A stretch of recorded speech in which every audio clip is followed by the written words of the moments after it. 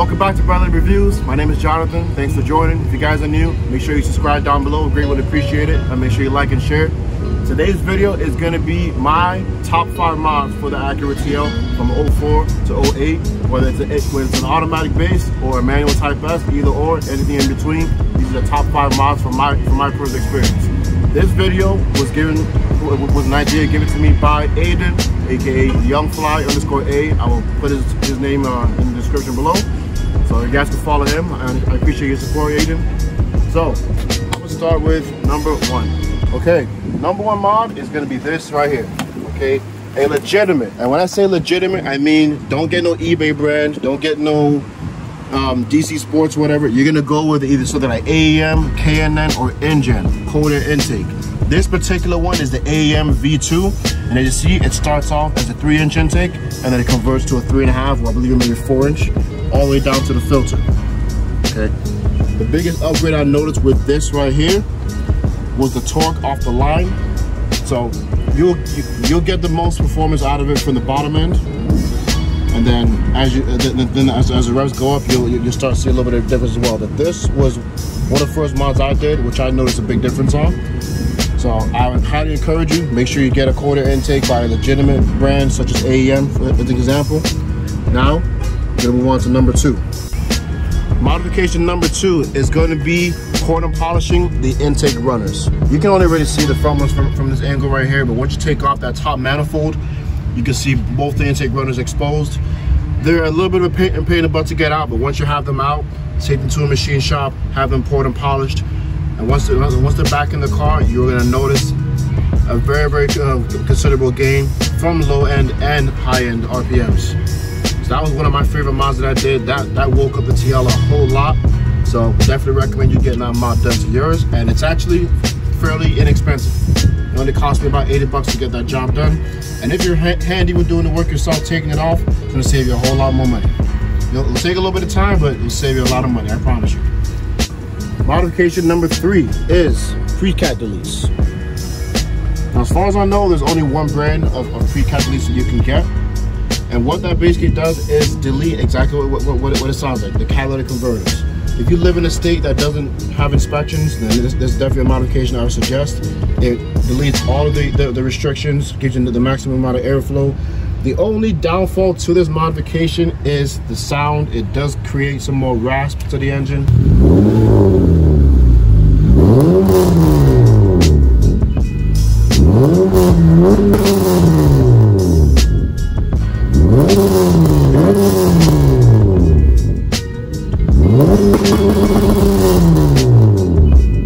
I'm not a big fan of it, but I'm already so used to it now that it really doesn't even bother me so much. But if rasp is something that you really extremely hate, you can get this modification done, and then you could possibly add an aftermarket resonator or a small little muffler to your exhaust to quiet down that rasp. So that's going to be number 3, pre-cat deletes, highly recommended. Definitely an increase in torque and horsepower, and once you tune it, it goes even better. Modification number 4 is the Endless RPM J-pipe. Now you can get other J-pipes as well, but that's the one that I have. I can show you, it's underneath the car, so instead of talking about it, I'll put some pictures of it as well. Endless RPM, you can get RV6 as well, but the benefit of Endless RPM is that it sits a little bit higher, so for more ground clearance, if your car is a low ride like how mine is right here, that's gonna be better for you, so you're not scraping and going over bumps and up your driveway and all that. So the brands you can get are Endless RPM, RV6, ATLP, and Accelerate. I'm not 100% sure there's any other brands, but those are like the top 4 that are recommended for the TL. And now we're gonna go with number 5. So last but not least, mod number 5. I can't show you again because I'm on factory wheels. I'm on A-spec wheels, as you guys know from previous videos. But mod number 5 is lightweight wheels. Now the wheels that I had borrowed for a couple days, because I was doing a transaction with a few friends, so it involved me having to drive the car with the other wheels on. The wheels I had at the time were Enki RPF 1s, and those are the lightest and most affordable legit wheel you can get.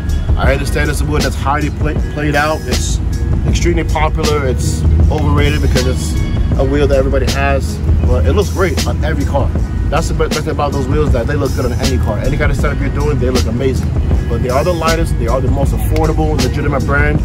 If you're not wanting to spend a whole lot of money and want a really lightweight, strong, affordable wheel, RPF ones are your best bet. You can get other wheels like Rays, Graham lights. You can also get XXR, but that's an off-brand. The XXR 527s are one of the lightest wheels you can get as well for aftermarket. I mean for off-brand wheels. But anything that's forged, anything that is created to be a lightweight wheel, that's upgrade for the car. Off-the-line performance was a whole lot different from running the stock wheels or any other aftermarket wheels that are not lightweight. I felt it straight away. Off the line, it just felt a whole lot different. So that's definitely a good upgrade for you. And if not when you want to spend a whole lot of money on those wheels is not what you want to do, Acura RPF1 is my best recommendation. So those were my personal top 5 mods for the Acura TL. Others may have other opinions on what they feel was a more benefit to them versus me, but these were the top 5 that I did to the car, which I noticed a 9-day difference. I'm not saying you're gonna get, oh my God, it's 100 horsepower more than doing the intake runners. That's not like that at all. But it's definitely a difference. It's definitely a, these are all affordable upgrades. And once you tune the car, you're gonna feel it even better.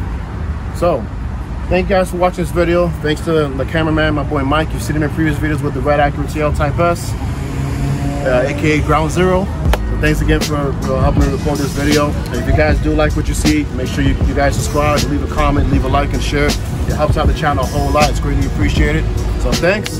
This is the end of this video, and I'll see you guys in the next one. Thank you so much.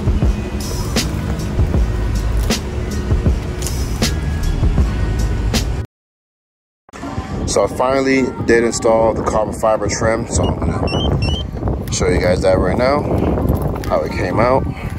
Start with the driver's side. So there you go. Obviously you can clearly see the wear and tear from 2008 to now. But it looks really good. Okay, this right here already had wrapped in carbon fiber, so you can clearly see the difference. I'm definitely gonna look into either taking that off or getting some pieces made to cover all this, and to match that. But yeah, that's how it looks, man. I already had this, as you guys already saw, so I didn't have to change that out. And I already had those middle pieces, but yeah, here's the steering wheel. It looks really good. The side pieces to the radio I already had.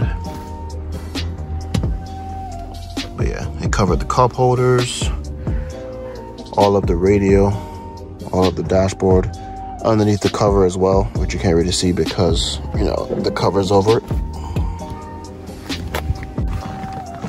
I already had the dome light fixture wrapped in carbon fiber, but I did still add the accents right there. I'm gonna turn this off so you can see better. But there's another piece of it. It also did do the mirror. I don't know if you can see that. As for the back door, same thing as the front, the door handle and the window control. Back down there, I don't know if you can see it, but oh, right there for the AC vent.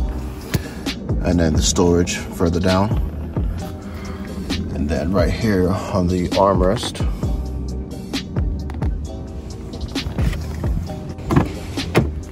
Same thing on the rear passenger door.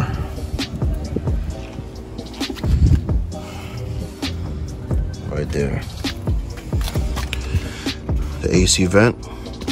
And then above the above the glove box. And then there's a piece right there as well. Oh, there's a piece for the sunroof as well. I forgot to show that, but obviously it doesn't really cover everything 100%, but it's definitely a little upgrade versus stock. And then this as well, I had wrapped carbon fiber previously. And yeah, so I'm either gonna look for someone that can make these for me, carbon fiber, to match this. And the same thing for right here, and then on the driver's side as well.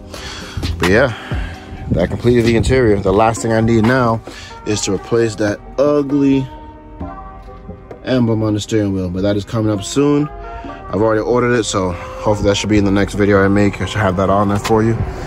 But yeah, that completes the interior. The carbon fiber definitely finished off the interior really nicely. Can't really see much back here, but yeah.